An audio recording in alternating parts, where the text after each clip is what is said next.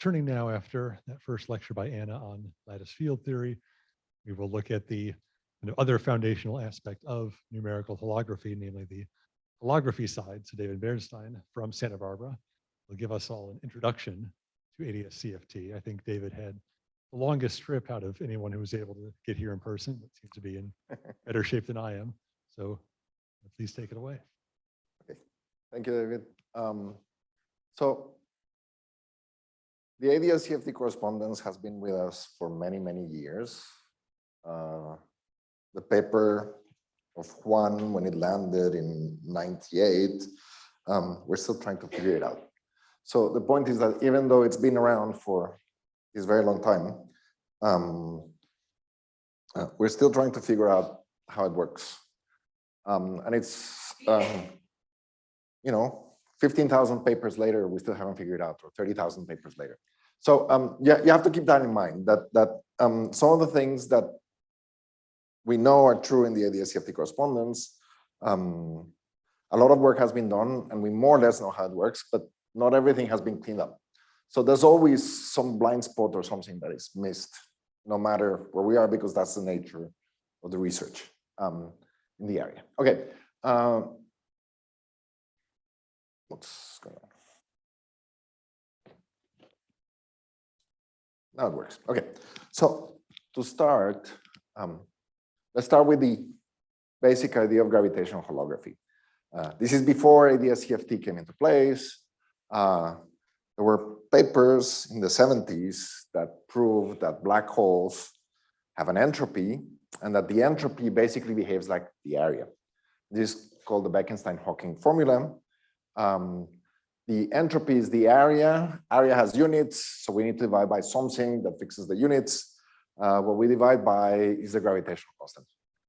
So if you go to higher dimensions, the area is something that corresponds to a space-like surface. So you need to basically divide the space in two. You need to take away time. So this area is always of something that lives in d minus 2 dimensions of the embedding space-time. And then G always has those units, and this formula for the entropy is dimensionless. And then dimensionless entropy is exactly what we need to count information, or to count entropy in the usual sense of statistical mechanics. Right. So the point is that Tuften-Susskind said, okay, if this is the entropy and you can bound a region of space-time by a surface, then the maximal entropy that I can put inside that region is the area of that surface.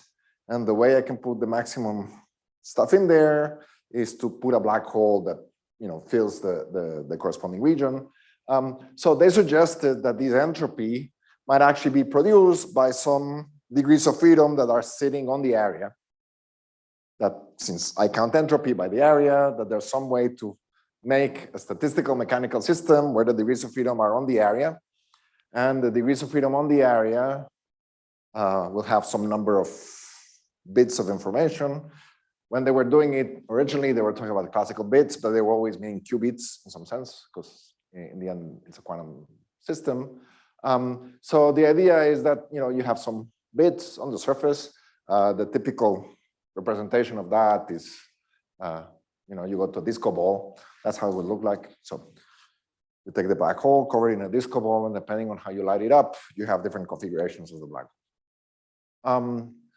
The idea is that if you turn these bits into qubits and you have some description like this should be a complete description of whatever is going inside the interior of the ball from the boundary.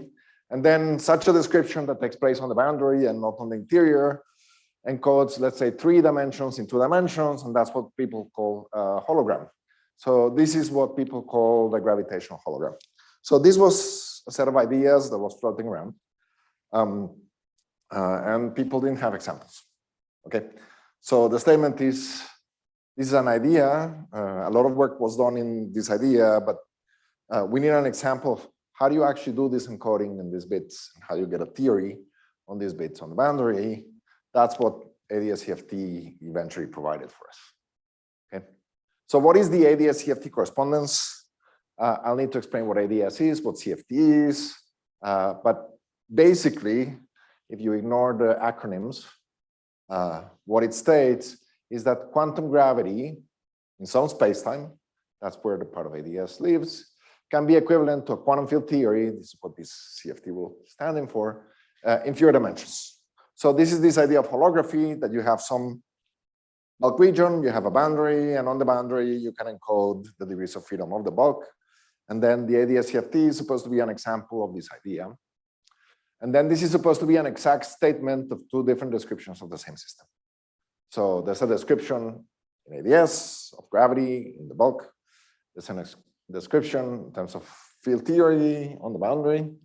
And the statement is that these two things that look very different are completely identical to each other. So anything that happens in the field theory happens in the gravity theory, and everything that happens in the gravity theory happens in the field theory. Okay, the canonical example from Maldacena is you take first a field theory that we're going to describe by doing a string construction. The string construction is you take type 2B string theory in 10 dimensions. This is one of the string theories. It is supersymmetric. It has two supersymmetries. It is a theory where when I say type 2B, that implies that it's chiral and it has some properties. And the statement is that in this 10-dimensional theory, there's some defects called D-branes where strings can end. And these topological defects where strings are allowed to end can be supersymmetric, and they can be extended in 3+1 dimensions when you are in this type 2B string theory. Okay, so when you say that you have a stack of these gadgets, you have strings stretching between them. If you put the two D-branes on top of each other, the shortest string between them becomes of 0 length. And then the mass of a string is basically the length of the string. So if the mass is going to 0, then the degree of freedom is becoming massless. And then the low energy physics on this stack of these D-branes has some amount of supersymmetry. It's half of the 10-dimensional supersymmetry. And that's what's usually called n equal to 4 supersymmetries in 4 dimensions. So it has a supersymmetric Yang-Mills theory. This is part of what strings tells us. And the gauge group is UN, and here you see that you have n D-branes. The strings have n labels on which string, on which D-brane they can end for the left, and another set of labels on where they can end on the right. And altogether, you have n of such labels on left, n on the right. You get n squared degrees of freedom. So you get n by n matrices, and that's usually what we call the gauge group UN. Okay. So this is a construction of a field theory using string methods. A lot of string theory in the 90s was dedicated to building field theories by stacking branes and intersecting them. And at some point, string theory forgot the part about strings, and it was just playing with intersections of these objects. So this is one of the simplest setups. You just have this stack of the 3 branes. And then the low energy physics on the stack of the 3 branes is n equal 4 Yang-Mills with gauge group UN. And here by low energy physics, what I mean is that since the particles are massless, I can go to energies that are way below the string scale, and I can go to the deep infrared. And in that deep infrared, there is an ordinary field theory with particles of spin 0, 1/2, and 1. Okay, and it has an ordinary Lagrangian like the ones we use in the standard model. Okay, so this is what the field content is. There's all massless fields in the adjoint of UN. There's the gauge connection. This is a 4-dimensional gauge boson. There's 2 degrees of freedom here. Right, a mu in 4 dimensions has only 2 physical polarizations, the left and right polarization of the photon, for example. And then you have 6 scalars, phi 1 through 6.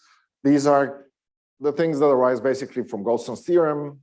You started in 10 dimensions, you broke translation invariance by putting the D-branes, and then the 3-brane lives in 4 dimensions, and then there's 6 dimensions that are transverse to it. these 6 scalars are basically the massless scalars that move these d branes in the 6 possible directions transverse to them. And then there's some accompanying fermions. There's 4 biofermions psi. These are the ones with the undotted indices. And then they're conjugates or right-handed biofermions with the dotted indices. And then these transform as some particular representation of the transverse group of the directions. They transform as spinors. So this is a 4-dimensional representation of these 6 transverse direction rotations. And then this one is in the conjugate spinor to that representation. Okay. And then these are the spinors of the world volume theory of the 3 dimensions, 3 + 1 dimensions. Okay. So the effective Lagrangian at low energies is completely determined by supersymmetry. We have n equal 4 Yang-Mills. And basically they gauge coupling constant Yang-Mills. And here I'm being kind of easygoing.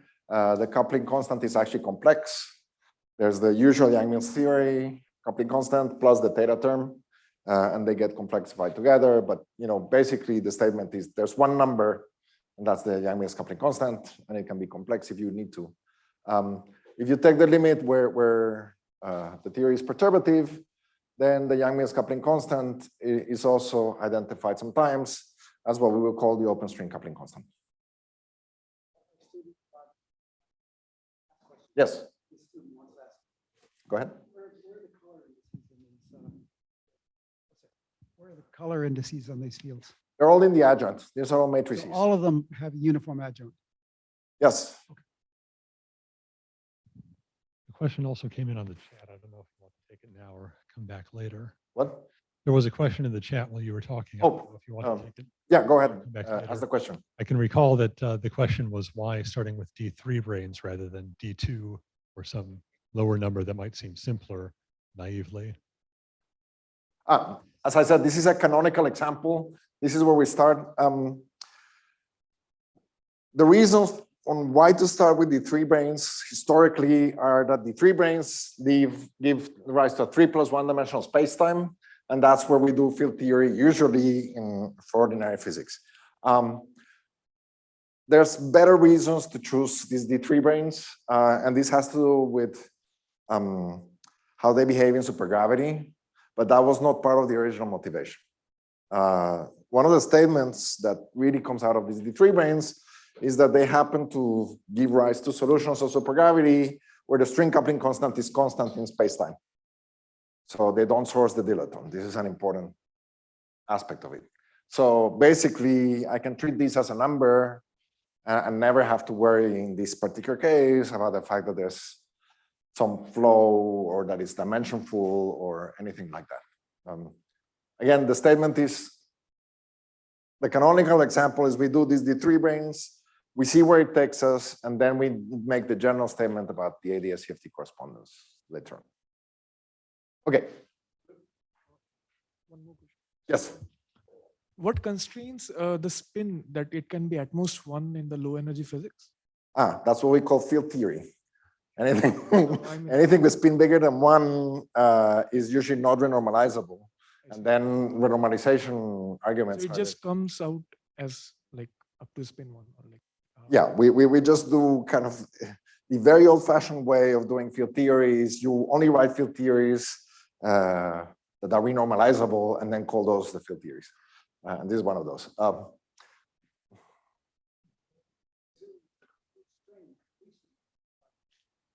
We'll get to that. Okay. So the low energy theory happens to be a special class of theories called the superconformal field theory. So this theory, when you go to the infrared, it's interacting. It's not a free theory. It's an interacting field theory. And it's a non-trivial fixed point of the normalization group. And then at some point, we need to understand what do I mean when I say that something is a conformal field theory. So I'll need to explain that in a little bit. But the statement is that this is a theory that is obtained by some low energy physics. And then this is just a theory that I can write down. If I know string theory, it takes me 5 minutes. I just did it. And it so happens that it's a conformal field theory. Okay, back to gravity. So I did something. I build a stack of brains. I put some degrees of freedom in them. And then I ask, okay, what happened? What happens is that D brains, like all objects in gravity, have a mass, have a tension. The tension of all D brains is roughly 1/G string. There's factors of 2 that depend on which one it is and how you normalize objects. The statement is that the tension of the D brane is 1/G string, and this is the tension in string units. This is really important. This is the tension of the D brane as an object in string theory, where the string length, the thing that captures how strings behave, is of size 1, and then strings are objects with energies of order 1. D branes are things that have energies of order 1/G string. G string is the coupling constant. When strings are perturbative, meaning G string is a very small number, the tension is big, so these objects are heavy. So the idea is that you have a D brane, it is a heavy object. So you can put it in a place, it'll stay there, and then when you throw strings at it, it will not really recoil. It's a heavy object, it'll stay put, more or less. Okay, so the idea is that if you have a heavy object, not just one, but maybe a lot of them on top of each other, the D3 branes can deform the geometry. So basically, they're a source of gravity, right? You have tension, you have mass. Mass basically creates a gravitational well around them. So when you have these D branes, they create a gravitational well near them. And then because they are supersymmetric, they lead to a particular type of geometry, which looks like a black hole, but it's an extremal black hole. So this is a special type of geometry. And this had been figured out way before the Adscft. The important thing is, you have D branes, they form a gravitational well. So the idea is that there's big space-time, there's the D branes. And then if you want to understand what happens to these D branes when you throw stuff at them from the outside, you need to pay attention to the fact that they deform the geometry. And then what they do is they form a gravitational potential well near them, and it's similar to a black hole. And then you can actually just write the geometry, meaning people solve the supergravity equations of motion. They put the D branes in there. The D branes carry charges. They generate a flux, so they create some type of electrically charged black hole. And then they computed the solution of the black hole metric. And then the solution looks like this. The metric has something that's called the warp factor. These are the directions parallel to the D brane, which include time. There's a -1/2 over here, and then there's a +1/2 over here. And the point is, this is a harmonic function. This -1/2 and 1/2 come from the analysis in supergravity. This is the complete geometry. Sorry, this dr squared is supposed to be stuck with this r squared, the omega phi squared. It's well in another slice. But the important thing is this part is actually done correctly. The limit when r goes to 0 of this object, GTT, when r goes to 0, this thing blows up. So this looks like it's going to infinity, but it's to -1/2, so it goes to 0. So GTT is going to 0. So what that means is that the region near r equal to 0, which is where we would canonically place the D branes, is a region of infinite redshift in gravity. So if you take an object and you bring it nearby to this region, r equal to 0 behaves like a horizon. And then the region near r equal to 0 is called the near horizon geometry. If you add some extra mass to the D brane and you excite it, you can make a black hole, and then you can have black holes with a proper horizon, and then they would also have a near horizon geometry. And in this particular case, the geometry or the near horizon region is the region near r equal to 0. Okay, so what's that happens near the horizon? You take an object, you place it near the horizon, it gets redshifted. The square root of GTT is the redshift factor. So if you measure the energy at infinity of an object, but you take that object and you bring it into a black hole, slowly, slowly, slowly, and just put it at a fixed distance, it will have a local energy. So your favorite gadget, a radio, you put it near the black hole. If you've done it slowly enough and you put it at a fixed location away from the black hole, then the redshift factor, the square root of GTT, that's going to 0, will basically multiply the total energy of the system and tell you that the energy that an observer sees at infinity that you've added to the system is a small fraction of the original energy because of the redshift. And when GTT goes to 0, this energy at infinity is going to 0.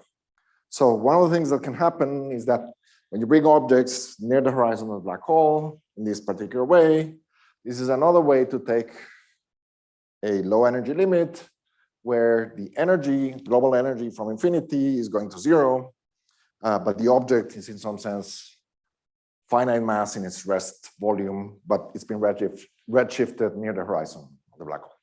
Okay, so going near the horizon is like taking a low energy limit. So the statement is that I just told you that when I go and I take the D branes, there's a field theory on them. There is a low energy limit. That's one way to take a low energy limit. And then there's another way to take a low energy limit gravitationally, which is you go near the horizon and just keep the objects near that horizon. That's a second low energy limit. And the big question is, what is the relation between these two low energy limits? The Adscft is basically the statement that these two things are going to behave very similar to each other. Okay, now in this one, this is done correctly. This is actually the correct metric. What happens in the limit when R goes to 0? This fraction over here is very big. So this very big number over here is much bigger than the 1. So I can throw away the 1. So I can actually simplify my metric by getting rid of unwanted terms. And I do the same thing over here. And these two objects are the same.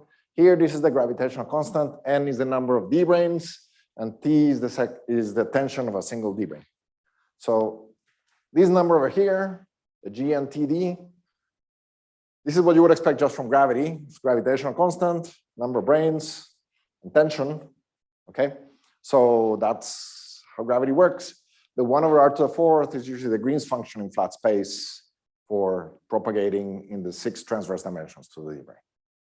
Okay, so if you are in 4 dimensions, you get the 1 over R, 5. Keep on going. Okay. Very good. Okay, and then you have this other gadget over here. Okay, so what you see is that there's 1 over R to the 4th over here to 1/2. The square root of 1 over R to the 4th is R squared, and that cancels this R squared over here very neatly. So one of the things that one finds is that in this limit, when you take R to 0, the phi sphere that was here, that was going to 0 size near the D branes, in the deformed geometry is of finite size. It's a d omega 5 squared with some radius. Okay. And then when you look at the other gadgets that are left over, these S parallel and these radial direction together, you put them together. It so happens that they form another homogeneous space. So it's not a phi sphere, it's a Lorentzian version of a phi sphere with negative curvature. That's what we call anti-de Sitter space. So the Sitter space is an expanding geometry in general relativity. Anti-de Sitter is the one that has negative curvature. Okay. And then the radius of this geometry is the same on both of them. The slash here means in the limit that I just removed the terms from the metric, so I don't have them. It's another way to write across. I use the slash, but I just wanted to slash them away. So the point is that we get a geometry. This geometry, because I used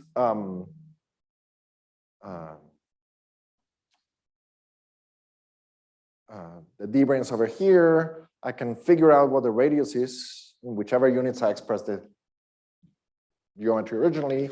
And I just have to look at this GNTD3 to the 1/2. That gives me the radius square, the geometry. And then this is the number that we get. So all I'm doing is I'm reading the metric and I'm telling you what the size of the radius of the sphere is in whatever units I wrote the metric originally. So if I do this in string units, so remember I knew what the tension of the D brane was in string units, then the gravitational coupling constant is basically the exchange of gravitons. In string theory, that would be the usual Feynman diagram where you have two closed strings exchanging a closed string. This is the string coupling constant, and this is the string coupling constant. So the exchange of gravitons would lead to Newton's law. Newton's law involves the gravitational constant. So you have G. G is of order the string coupling constant squared. There's N. That's the number of D branes. And then the tension of the D brane is 1 over GS. So this combination that shows up over here is N times the string coupling constant, N times GS. And it so happens, and this is one of the rules of open plus closed string theory, that the closed string coupling constant is basically the open string coupling constant squared. And then the fact that the open string coupling constant was the coupling constant of these non-abelian gauge degrees of freedom means that the string coupling constant that shows up here is G Yang-Mills squared. So you look at this combination, N times GS, and then G times N times T is N times G Yang-Mills squared. So if you look at that combination, and you've done some field theory before, it is a familiar combination of coupling constants called the 't Hooft coupling constant. Okay. So you do the calculation in gravity, and you see this mysterious combination of the number of D branes and the Yang-Mills squared showing up. The number of D branes is the number of colors. It's UN. So it's the coupling constant squared times the number of colors. This is something called the 't Hooft coupling constant. What's the 't Hooft argument? If things are in the adjoint, then they have an upper index and a lower index. They're matrices. And then you can actually write what's called the double line notation for ribbon graphs, for propagators. Basically, what that means is that you keep track of both the upper index color and the lower index color. And when you write Feynman rules, you write the Feynman rules keeping track of these colors. So they look like ribbon graphs intersecting at a junction. The cost of this junction is Yang-Mills. That's the way we usually would identify the Yang-Mills coupling constant by some 3-point function of photons. Once you include loops, in a loop, you have to sum over all degrees of freedom. The loops will have loops of color. They cost a factor of n. And one can show that each loop counts a power of n. So if you want to try to understand what's the leading diagram, meaning the one that has the biggest power of n, then it turns out that there's some topology, and then it's the planar diagrams that dominate. And then the coupling constant contribution that appears in loops is not just n, it's G Yang-Mills squared times n. So the 't Hooft coupling is the parameter that usually shows up when one is doing loops in the planar limit of any UN theory. If you go to strong coupling in the 't Hooft coupling, G Yang-Mills can be small, G Yang-Mills squared can be small, but n can be large, and the 't Hooft coupling can be large, while the Yang-Mills coupling constant is small. And the string coupling constant, meaning the other coupling constant that's left over, is basically behaving like 1 over n. Okay, so the idea is that you can do a strong coupling limit on lambda while keeping the string coupling constant small, so taking 1 over n very tiny. When we do this, the claim of 't Hooft is that when you go to these large numbers, these holes over here essentially become dense in whatever worldsheet you have, and you can kind of fill them up, and then you get some non-trivial string theory. So the claim of 't Hooft is that when you do this, and you do planar diagrams, you should get some type of string theory, and it is controlled by lambda. So when lambda is bigger than 1, or beyond the radius of convergence, or whatever of your favorite Taylor expansion, then the idea is we sum, and then there's a new expansion where this parameter has been kind of taken care of, and then you have a string theory. And then the claim is that maybe the large n limit of n equal 4 Yang-Mills because in the sense of the Hooft, of this large G Young mean squared times n, where you're supposed to get some type of string theory, is a string theory. It's a conformal field theory, so Hooft didn't think of that one yet. So, but the point is that if it's a string theory, the geometry in which these strings propagate might be this near horizon geometry that we just uncovered. So the leap of faith of the AdS-Cft correspondence is that there's this kind of neat thing of Hooft that says that there should be a string theory when you take the large n limit. It should be a theory of closed strings. And then the claim is that if you go to a near horizon region, there's a geometry there that happens to be parameterized by the Hooft coupling constant. And that shows up like the right type of parameter to do calculations. So maybe the strong coupling limit of n equal 4 Young mills in the sense of the Hooft is equivalent to this near horizon geometry of strings propagating. Okay. That leap of faith that these two things are equivalent is what we actually usually call the AdS-Cft correspondence. Okay.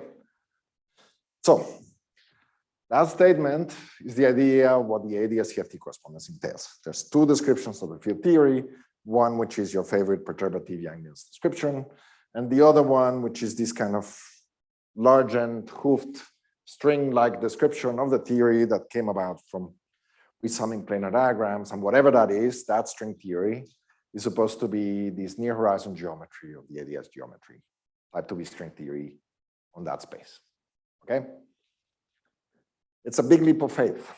Okay, this is not something that we would have automatically guessed as the right answer. When one guessed it, a posteriori everybody said, of course. That was a big leap of faith because otherwise somebody would have taken it before.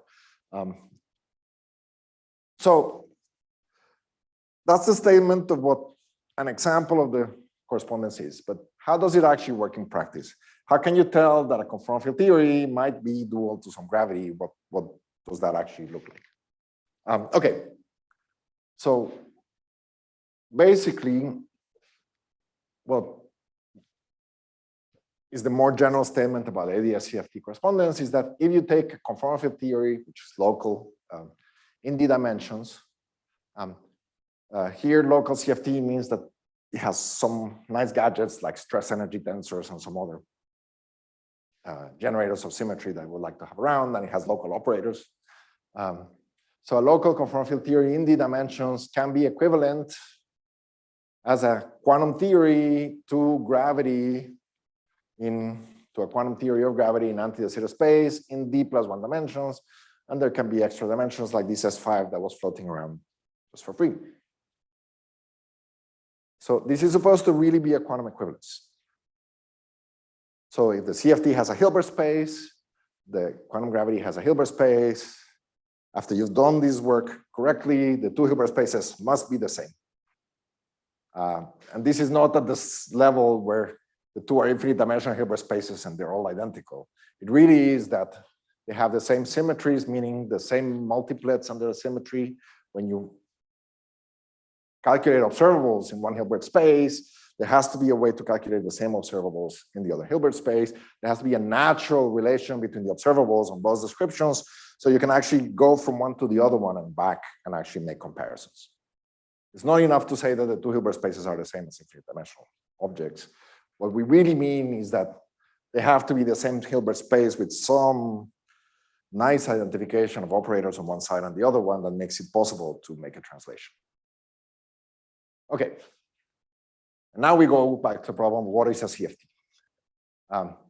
So a CFT, which is the first gadget I'm going to describe now, is a special class of interacting quantum field theories that have no intrinsic scales. So they look the same at all scales, okay?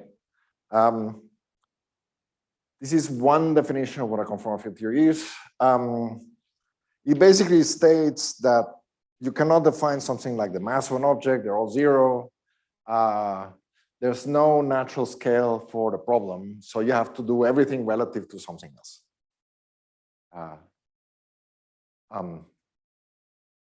Because they are assumed to be local quantum field theories, as one of the axioms that I'm going to include in the definition of a conformal field theory is that there are quantum field theories that can be coupled to a metric as a background field. So I can put them on a curved geometry, not just flat space. So they can be Lorentz invariant quantum field theories, local, and you can couple them to some metric, okay? So I can define these conformal field theories in curved space. Okay, and now here's the punchline of what a conformal field theory is supposed to be axiomatically, is that the conformal field theory on, you take a manifold of the right dimension with its metric. So I need to identify a manifold with its metric. And then I can do a rescaling of the metric. So I take the same metric by multiply by some non-trivial factor. That is, if I take a conformal field theory and I change the metric, I've built a different conformal field theory. I'm studying a different field theory. The claim is that the field theory on MG is equivalent to the field theory on MG, where the G has been deformed by rescaling the local factors of the metric by some amount that depends on the position. This is what's called a Weil rescaling. Basically, there's a way to pass from observables on this geometry to observables on this geometry in a natural canonical way. I will explain that a little bit later, how that behaves in practice. But the idea is that you can take the field theory on a manifold with a metric G, and since there's no scale, I can rescale the metric, change the notion of distance, and then I should be getting roughly the same theory. Roughly the same theory doesn't mean that it's the same thing. In AdS CFT description, are we considering the rational CFT or any CFT? Any CFT. Not just rational conformal field theories, any field theory. So we can transform answers between the field theory on MG and the field theory on NG formed this way, Weil rescaled metric. The answers are not the same. They transform nicely from one description to another one, but they're not the same. So we don't say that the theory is Weil invariant, we say it's Weil covariant. Invariant means that the numbers that you compute here and here don't care about the exponential of sigma. This is not true. In conformal field theories, these volumes actually matter, these rescalings matter. So you have to specify the metric. It's not enough to specify the conformal class of the metric. So it's not enough to say G up to these rescalings. You need to have G. And then if I rescale, I know how to transform the answer. But it's not that I can define the object independent of this factor. The correlations depend explicitly on these rescalings. Okay. So then what is the conformal group? So it's basically, if you have a manifold M, the conformal group of the manifold is a set of symmetries. So it's maps from the manifold to itself that are one-to-one and onto, and the usual things that show up in group theory. And these diffeomorphisms of M into itself, you take the pullback of the metric under mu, and if the pullback of the metric is the same metric of M up to a Weil rescaling, then we call this a element of the conformal group. So, okay, I don't understand the argument of covariant. Okay, so this is a statement about notation. If the things I compute on MG and on MG exponential to sigma are different from each other, then I call it, I'm not allowed to call the theory invariant. If I can still translate between the MG and MG exponential to sigma, then this translation dictionary is what I call covariant, meaning that I can pass from one to the other one and I have a well-defined rule to go from here to here. It's the same way that when we do differentiable manifolds, how do we define things to be covariant? Tensors are defined to transform in particular ways between coordinate systems, and they transform covariantly. And then if you have a scalar, the scalar is invariant, meaning that when you pass between one coordinate system and the other one, the components don't change. So invariant means things don't change, and covariant means that they change in a well-prescribed way. Okay, so the conformal group is the set of maps of a manifold to itself with the metric, such that the pullback of the metric is the same metric up to Weyl rescaling. So what does that actually mean in practice? If I have a conformal field theory on M, and I pull it back via this group, I get a different conformal field theory on M because I just rescale the metric, but I told you that I can change the metric and eliminate this exponential of 2 sigma and recover statements about correlation functions or information about the manifold with the metric G again. So if I can remove the exponential of 2 sigma by using the gadget that lets me pass from one metric to a Weyl rescaled metric, then I can compare the quantum field theory with the metric G to the quantum field theory with the same metric G. And therefore, I'm doing an operation that takes me from my Hilbert space or my partition functions or my quantum calculation to the same set of partition functions quantum calculations, the same field theory, because I specified that it's the same metric and everything else, and I was able to relate various types of objects. So the idea is that this conformal group is a group in the sense that it should act nicely on the Hilbert space and it should act nicely on the conformal field theory correlators, and it should act nicely on all the objects that I need so that I can use it as a symmetry to compute or to constrain what these correlators are. Okay. Basically, it's a symmetry group of a quantum field theory in this case. Okay. And it's important that it's bigger than just the isometries. Isometries are the things where this exponential to sigma is trivial. Weyl rescalings enlarge the set of isometries to something more. So this is isometries plus something extra. And whether you have that something extra or not depends on the details of which manifold you have. But usually the conformal group is bigger than the isometry. Any questions? Yes.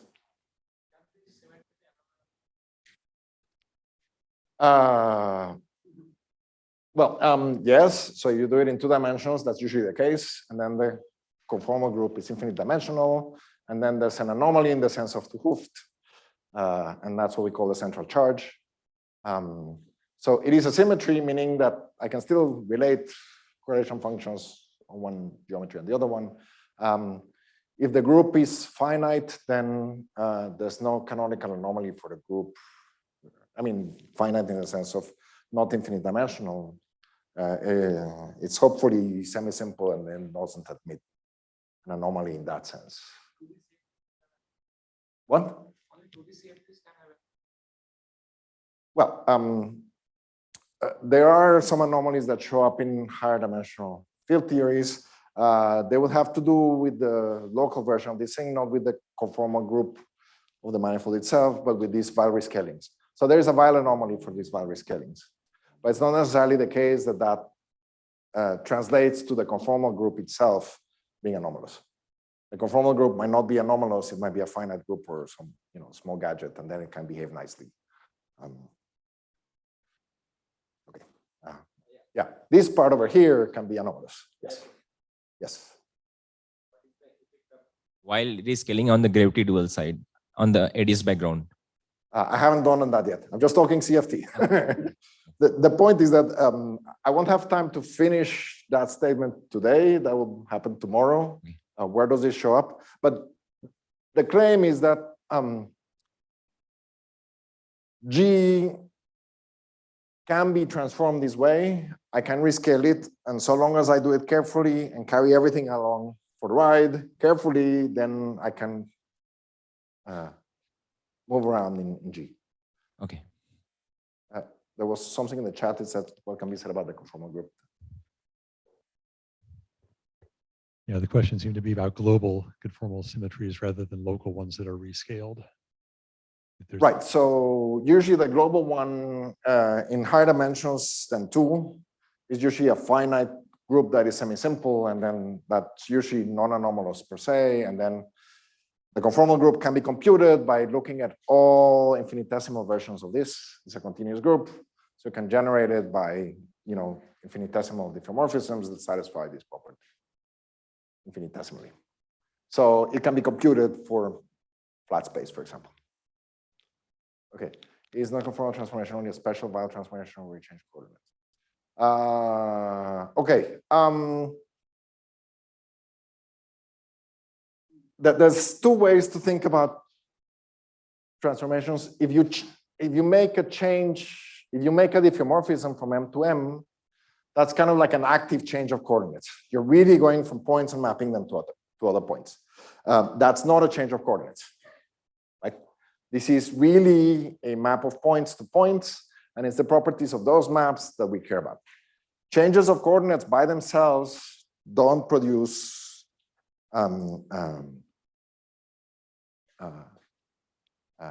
anything. However, if you happen to make a change of coordinates which undoes one of these objects over here, or that is in some sense secretly implementing this map from M to M, then you can do it passively that way as a change of coordinates that has some properties under the change of coordinates. That when you do the change of coordinates, you get something that looks the same as before. Is the scaling variance the same as conformal symmetry? No, scaling variance is less than conformal symmetry. There's more generators in the conformal group than just scaling variance. But all good conformal field theories have both scaling variance and more or less have the conformal part go along for the ride. Okay, so what are the symmetries? So you start with Lorentzian space, d-1 space and one time direction. The conformal group is SO2, D. So you take the d-1 at 1, that's D, take the 1 at 1, you get SO2, D. If you do it for the flat d-dimensional space, which is D, 0, you would get SO1, D plus 1. That's the usual trick. Now, if you try to compare this with AdS space, in AdS space, the isometries of AdS space are SO2, D. So if you start with a conformal field theory in these -1, dimensions, that's field theory in D dimensions. That's supposed to be dual to AdS with D plus 1 dimensions. The isometries of the AdS space are SO2, D. And then you say, okay, there's an isometry here. There's a conformal group here. The two are supposed to act as symmetries on my Hilbert space. And then in the conformal group, I classify by this thing that I said was a symmetry. And then in AdS space, I classify by the isometries of AdS space, which is a global symmetry of the geometry. Okay, so the idea is that, at least in principle, from the point of view of labeling symmetries, the conformal group symmetry over here, which is the global symmetry of the quantum field theory, can be understood in the dual gravity side in principle as the isometry group of the AdS space. So this is a statement about being able to map symmetries being realized as quantum symmetries on a quantum field theory, the usual way, to something that you realize geometrically as isometries on some geometric space. Okay, so at least I have a map of a group, the group, and the two groups are the same, and therefore that is what's called evidence that the AdS-Cft correspondence is true, because I can find that this group is the same as this group. So I'm matching symmetries.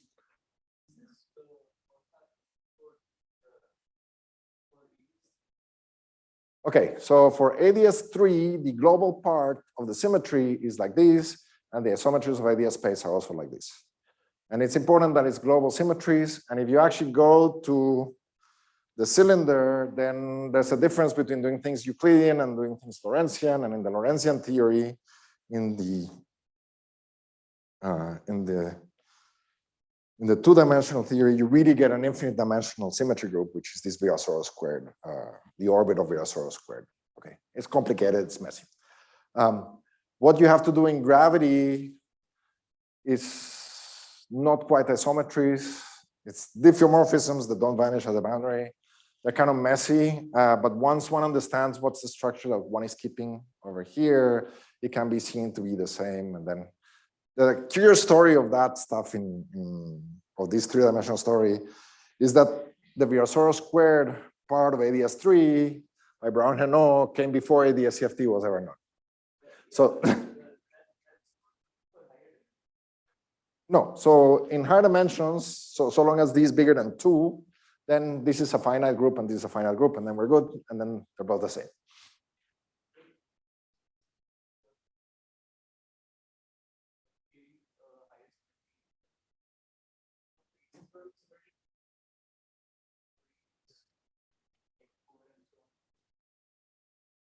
Right. So that's the part of the discussion which is currently being under discussion by various groups as to how is one really supposed to do this in higher dimensions? What are the rules? Even for flat space, there's various versions of what does it mean to take asymptotic symmetries, and depending on whose camp one is in, one allows certain things or not certain things. So my gravity friends talk about BMS, super rotations, super translations, all this kind of stuff. And then the question is which one of those survive and how do they survive, or whether they play a role in here. It's not clear at all. Okay. I'm speculating that it does. Okay, so this is true in Euclidean signature, right? One other Minkowski one. So the SO2 comma D, this is the one of Minkowski. If I was to do the one, and this is the one of the Lorentzian AdS, if I go to Euclidean AdS, that's what usually people call the upper half plane or the Poincare disk in higher dimensions. Then the isometry is SO1 comma D plus 1. And then if you do Euclidean conformal group, it's SO1 comma D plus 1 also. So if you go Euclidean on both sides, you also get a match of symmetries. No, it's on.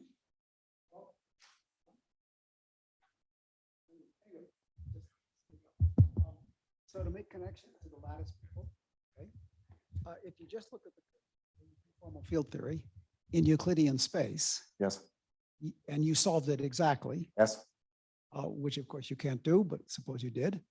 If you're doing lattice QCD, you would say if you had the exact solution in Euclidean space, then you would know everything about Minkowski space by a clever continuation. Yes.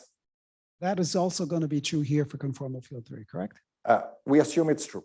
Yeah, I mean, but I think, generally it's thought to be true, yes. Yes. So Generally, it's assumed to be true. So from a lattice case theory point of view, looking at a conformal field theory in Euclidean space has the same virtues and difficulties as doing QCD in Euclidean space. Yes. No, there's one extra. There's no mass gap. Yes. Yes. Okay. So once you've decided that you have a symmetry group, then quantum mechanics 101 tells you that the states are going to be classified by irreducible representations of the symmetry group. And then your list of states is a table of irreducible representations of the symmetry group. And before we state the correspondence, we need to understand how to describe the states in both sides correctly. So it's not enough for me to tell you that, okay, we match the symmetries. That's kind of the lowest hanging fruit that you could possibly have. The next thing is you need to describe the representation content of the theory as symmetry representations. And that's where the real hard work begins, because you need to understand the representation theory of the conformal group. And then this is something that is not usually part of a first class in quantum field theory. Okay. So if you've taken a course in conformal field theory, you might know it, but if you haven't seen it yet, then this is where things start behaving differently. So what are the tools to do so? You need to use this Weil covariance. So this is actually a cheat sheet to make things easy. And then analytic continuations in space-time, meaning going from Lorentzian to Euclidean to Lorentzian by all kinds of, and you mix these two, mix and match until you get what you want, okay? And then you do it on both sides. So you're gonna do this both on AdS and on the CFT, and you carry along the analytic continuations on both sides as you need to, so that in the end, you get a good dictionary on both sides. And we presume that we can do all of these every time without hitting any bumps. Okay. So beware of analytic continuations. Okay. So CFT, states. What are states? Okay. So first I need to study what's the algebra or the conformal group. So the conformal group, I told you, was a continuous group. I gave you the group name SO2, D. It's a continuous group, so it has generators of the conformal group. The generators of the conformal group are going to be represented by Hermitian operators in the quantum field theory. Well, maybe. Some combinations of them are going to be Hermitian. You have to be more careful about how things go. So what are the symmetry generators? Well, if I'm doing things in, for example, Lorentzian theory, then I have F mu, I have rotations, I have boosts. So I have the rotations and the boosts over here. That's what we usually call the Lorentz group. The Poincare group has translations. So usually we assume we have translations.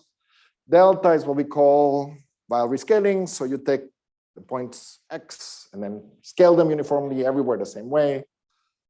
That's what the generator delta is. Delta commutes with rotations. So that's why I put them on the same level. P is up here, and then there's this extra one that shows up, which is what's called the special conformal generators, which I'm just going to call K.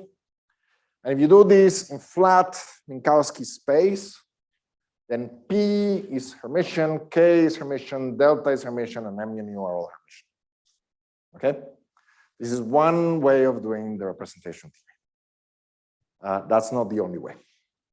There's another one where the M are rotations, no boosts. The delta is still the one that generates dilatations, but now it becomes time translations. And then P mu and K mu are actually going to be adjoints of each other. So there's more than one way to slice this pie. There's more than one way to understand the representation content. We need to pick the right one. Okay, and I'll tell you what the right one is in a little bit. The important thing is that P and K transform oppositely with respect to delta. P has dimension 1, K has dimension -1. This is all you need to remember. And then the fact that I have mu symmetries over here, mu indices, means that this is like a vector and this is also like a vector, and then that's how they transform under rotations. So the next problem is, before we describe the Hilbert space and the symmetries, I need to be careful about what am I really trying to diagonalize, okay? What am I trying to do? So the first thing that you learn about conformal field theories is that, there's no S matrix. Basically, there's infrared divergences. So the usual thing where you have particle scattering is out of the window. That's not a proper way to do observables in conformal field theory. Basically, you get infrared radiation, an infinite amount of it, and then you don't really get scattering states. So if you don't have scattering states, you cannot build them into an S matrix. So you need to introduce something that basically gets rid of the infrared, which is where the problems lie. This is a problem about the infrared, not about the UV physics. So what's the right way to do an infrared regulator? Basically, the first thing we do is we go from Lorentzian to Euclidean space. So you do this analytic continuation. Now we're better because now we're doing a Euclidean field theory. And then we compute correlation functions of the Euclidean field theory in the vacuum. And then what's happened is that when you compute correlation functions, you've inserted operators at various positions. A position is a distance, and if you have a distance, you have a notion of what a distance is, and that's what actually acts as the cutoff. Because you place these objects at some particular locations, the distance between the objects becomes the infrared cutoff that tells you what to compare to and what makes a proper sense of distance. So basically, the infrared regulator is you go to finite distances between these operators, and then you can define a CFT as the set of these correlation functions. Is one way to define the CFT. And then they're subject to constraints. So what's the list of allowed O's, and how do they transform on the conformal transformations? So it's not enough to say that you have a list of these gadgets. You have to satisfy some rules, and the rules are how do they transform under the symmetry. Okay. Now this is the real important part of how to understand states in conformal field theory. There's basically a correspondence between local operators and states. The states are of the quantum field theory. but not on flat space, but on the cylinder. And I'll explain that. So what you do first is you insert an operator at the origin. And then, because I can change coordinates, I can go to polar coordinates. So I can go to a radial coordinate and the angles over here. So I write my metric, my favorite polar angle decomposition, where I've identified the point 0 as being special. So that's where I put my coordinate origin. And now I don't like these r squared in front of this d omega d minus 1 squared. So I pull it out. And then I get dr over r squared plus d omega d minus 1 squared.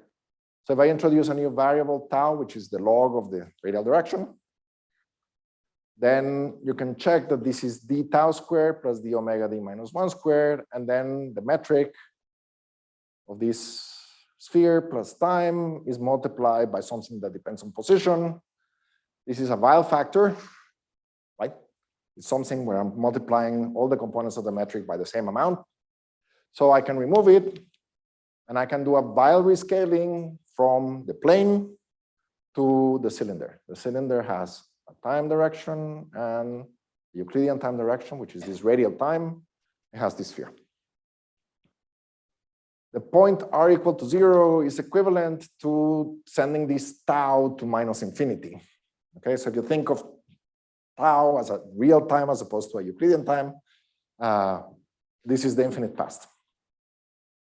It's the infinite past in Euclidean sense, so the place has disappeared from the system. So how do I know that I inserted an operator at the origin? Right, I did something in the field theory, so that something needs to be available in the infinite past. But you don't see it. So the system needs to evolve by the usual time evolution otherwise. So basically, the presence of the operator insertion must be a boundary condition in the Euclidean field past. The fact that you put something there means that your fields have to do something non-trivial when you go to minus infinity. And now you think about this not as a Euclidean time, but as a real time, and you say, okay, I inserted something at minus infinity, but otherwise it's left to propagate on its own. And then what that means is that I've specified some initial state somewhere and let it propagate on its own. So the idea is that classically is basically equivalent to an initial condition in the far past. So we solved the equations of motion on shell, meaning we didn't add anything to the field theory away from where we were. Basically, it's in the absence of sources. And then revolve the system from the past to the present. So an initial condition in quantum mechanics is what we usually call a state. So now you go back from operators, you insert an operator at the origin, and after a little bit of acrobatics and analytic continuations, it is equivalent to a state on the cylinder. So operators and states can be identified. Unfortunately, the identification is not quite canonical, right? So Euclidean fields kind of evolve in imaginary time, so you get some problem there. yes, Someone is asking. yes. Yes. So you said that the we have to recover that the operator insertion at the origin by putting a boundary condition in the infinite past. Yes. So that boundary condition should be identical in all directions in the spatial slice, right? Because otherwise the limit won't be approaching to a particular value when we. Right. So this is where, when we said that we introduce something in the infinite past, we're being cavalier and say that it's an infinite past in the Lorentzian sense. And the infinite past, if you don't do anything, is some initial condition that you've propagated all the way from the past to some finite value. And the statement about this not being canonical is that you have to choose, for example, where you're going to do the tau equal to 0 analytic continuation. And depending on how you do it, you'll get different answers for what the state that corresponds to an operator is.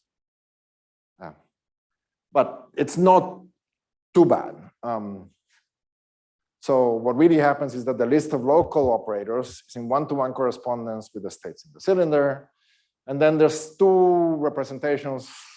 This is the way we usually phrase it. You start with your insertion at the origin. This is the flat coordinate system. You do not really a conformal transformation, Weil rescaling. So you rescale your coordinates to the cylinder coordinates, and then this thing that was in the infinite past, you basically are saying that you have some initial state at some operator O at some time t that I pick arbitrarily, which can be the tau equal to 0 slice if I want. So the operator at 0 is identified with the state O that has the same label as the operator. Okay. The Hamiltonian was the generator of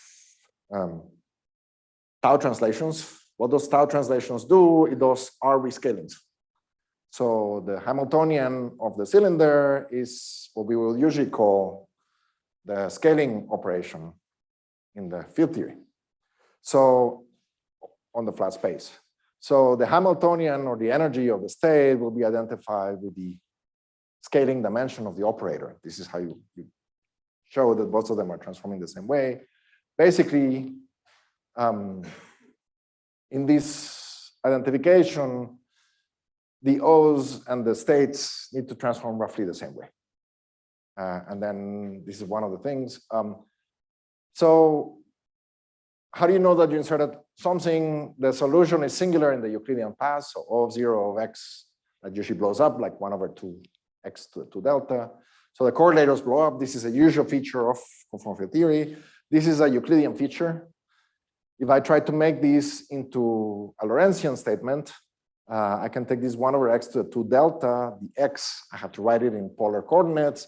I have to do the analytic continuation, and then I would see that in the Lorentzian theory, this thing would oscillate because you have an imaginary number somewhere over here, and then this will behave like 1/e to the 2y t.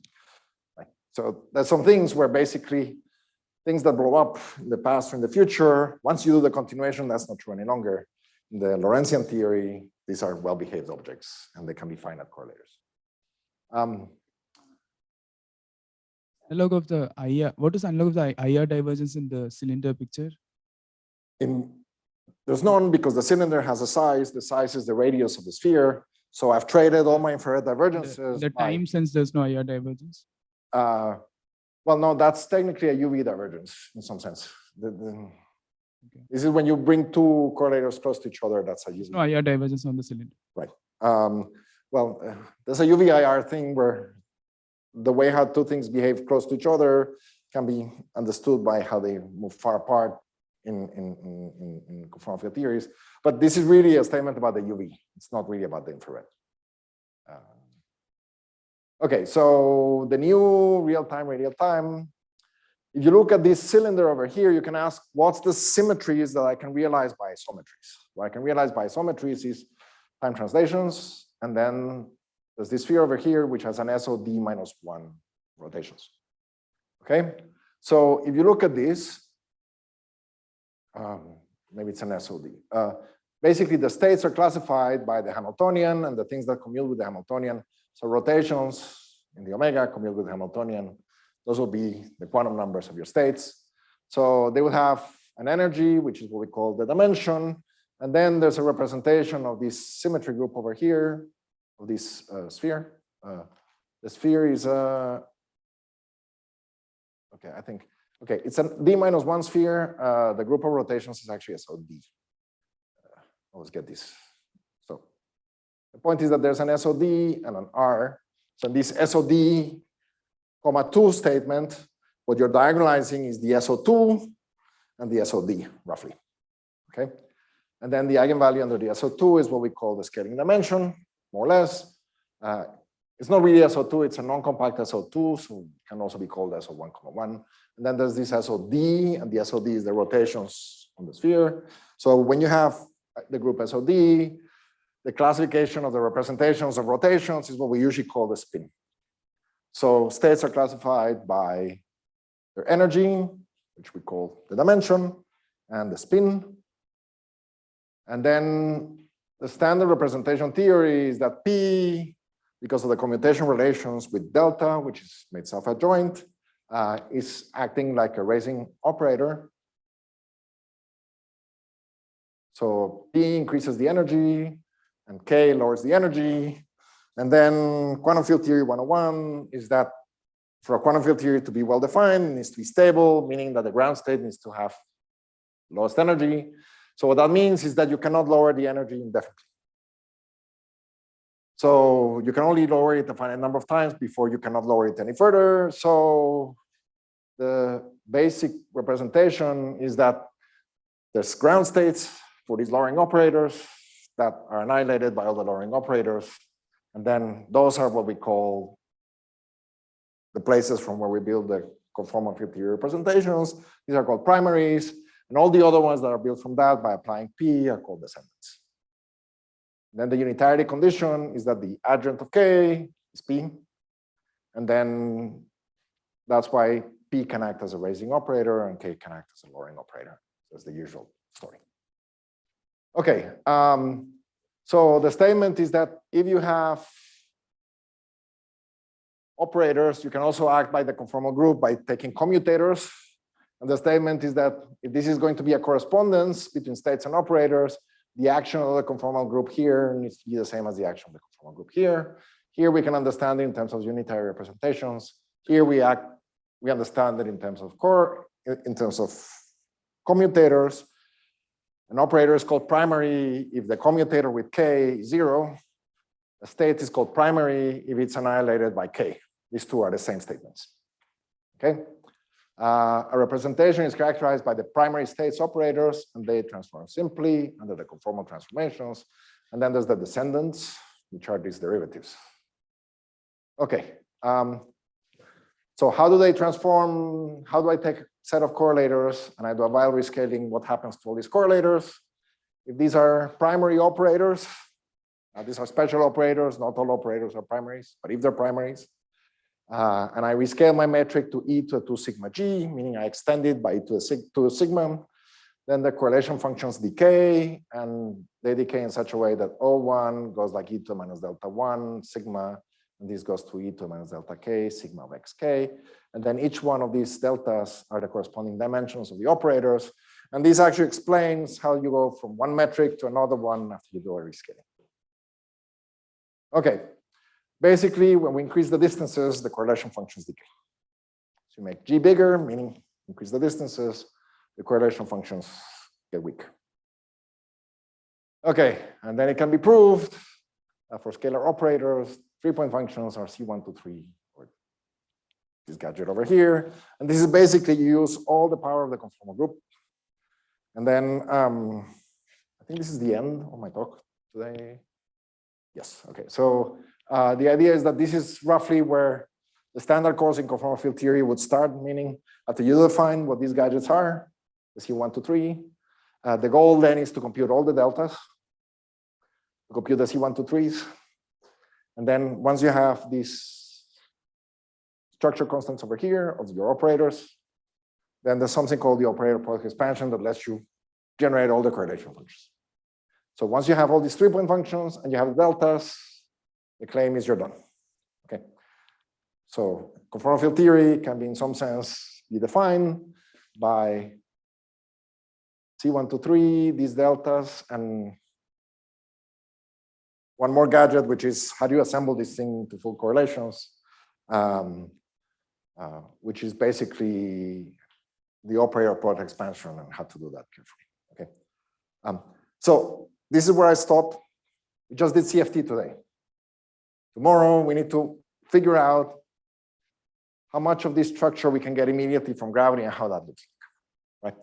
So if I'm telling you that these are the things that I need to reproduce, that I need to compute, and these are the structures that they need to have, I need to show that in gravity somehow, whatever I do reproduces an answer that looks roughly like this, and that is compatible with my ideas of things like the operator state correspondence, and that the correlation functions behave in this way. Okay. So for tomorrow, which is a good stopping point, the idea is to understand how to do observables in gravity and how to relate them to what I just did. So we've done just CFT today. Okay, questions?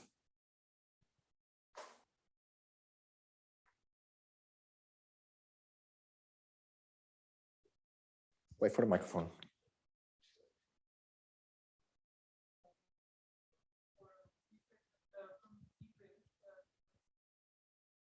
Okay, so what's the easy way to do so? Okay, D-branes, because they have tension, they can always affect the geometry. Because these particular D-branes preserve some supersymmetries, when they affect the geometry, they give rise to black hole-like solutions, which are supersymmetric.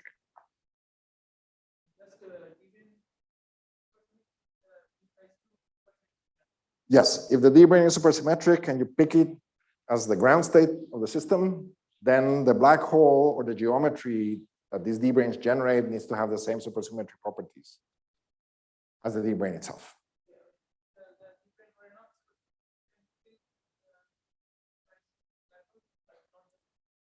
Right. So if the D brane is not supersymmetric, it can still generate deformed geometries, and they can be black holes, and then they will have a horizon and with some finite temperature. In this case, because these were extremal, the technical temperature of the black holes is 0. And then there's some additional conditions that make them extremal. This is just a mathematical fact about these solutions that were computed. There's deep physics in there. Talk to me after. There was another question.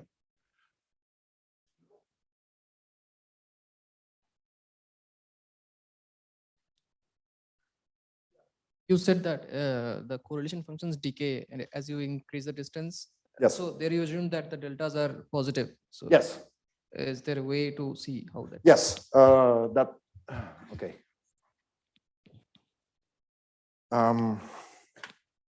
Okay.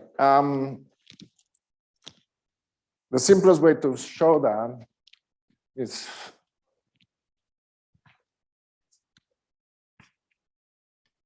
the commutator of K and P has a piece which is proportional to delta. Okay.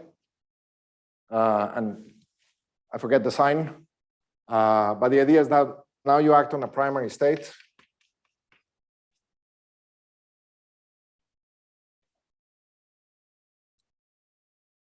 And then you notice that this is phi kp minus phi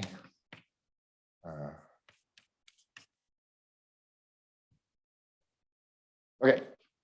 Is the commutator because the state is primary, this is 0. Okay, and because P is the adjoint of K, this is phi K, K dagger, phi, and this is greater than or equal to 0. Okay, this is a positive operator. And then when you use this, you get that phi delta phi, which is what you get from this commutator over here. This thing needs to be greater than or equal to 0. So that shows that delta of phi needs to be greater than or equal to 0 because phi is a primary with weight delta phi. So yes, one can use the axioms of conformal theory, and this statement over here, which is called unitarity, which K dagger is equal to P, that statement can be used to show that delta is positive. So there are statistical mechanical systems where people sometimes have some non-trivial values of delta that don't fit this mold. They're not unitary. K is not the adjoint of P. Or K is the adjoint of P, but this is not a positive definite inner product. So even though I wrote it as K dagger K, there's going to be ghosts in the sense of negative norm states.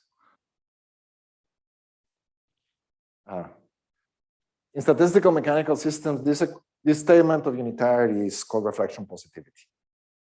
So whether K is the adjoint of this one or not, or where you can use this inequality or not, is a statement that has to do with, in statistical systems, this would be reflection positivity. So if your statistical mechanical system has reflection positivity, then the scaling dimensions are positive. If it doesn't, they can have weak properties. Did that answer your question? More or less? Delta is positive. Yes. You talked about that in for dimensions greater than 2. Yes. The isometries of AdS and the conformal group both are same. Yes. But in 2 dimensions, there was some discussion with Omkar, I think. Yes. Yeah. So in 2 dimension, we have infinite dimensional algebra. Yes. But still the global generator, all of the generators are not defined everywhere, right? Only the 6 generators are global. Okay. That's true in the Euclidean theory. In the Lorentzian theory, they're all well behaved. Okay. What's not true is, or what's true is that only half of the generators annihilate the vacuum, and the other half don't. Right? Okay.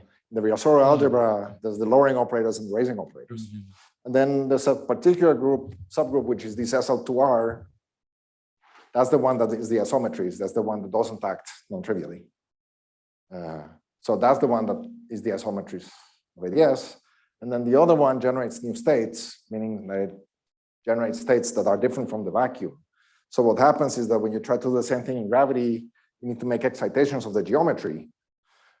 Like these are the so-called boundary gravitons, but not. So there's a way to understand this. But the Hilbert space story is that for the stuff that just keeps you in the vacuum and doesn't move you anywhere, that's just the SL2R. And it is true that the isometries of AdS are equal to the set of invariances of the vacuum state.